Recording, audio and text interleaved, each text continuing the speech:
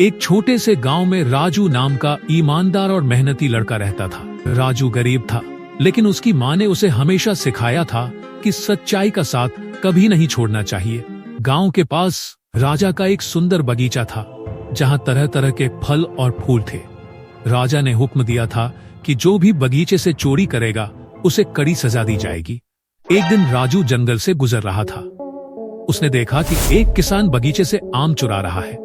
किसान ने राजू को देखा और कहा, राजू आओ मेरी मदद करो, मिलकर आम तोड़ेंगे और बेचकर पैसे कमाएंगे। राजू ने मना कर दिया।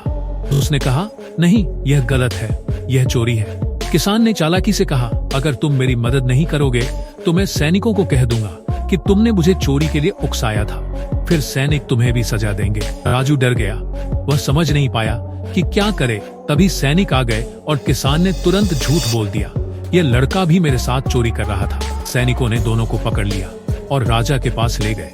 राजा ने गुस्से में पूछा, तुम दोनों ने मेरे बगीचे से चोरी क्यों की?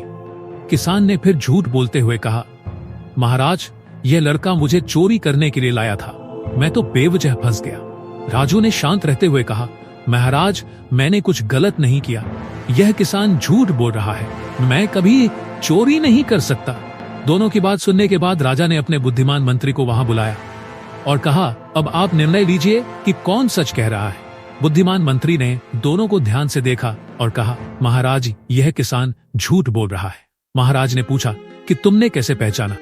इस पर मंत्री ने उत्तर दिया कि महाराज, आज सुबह ही मैंने बगीचे के सभी पेड़ पौधों में पानी डालने का आदेश दिया था, उसके थोड़ी देर बाद ही यह दोनों पकड़े गए हैं।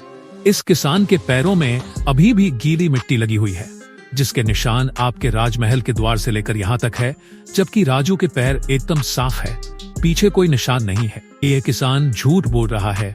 डर के मारे किसान ने सारा सच उगल दिया। राजा ने किसान को कड़ी सजा दी और राजू की ईमानदारी से खुश होकर उसे बगीचे का रखवाला बना दिया।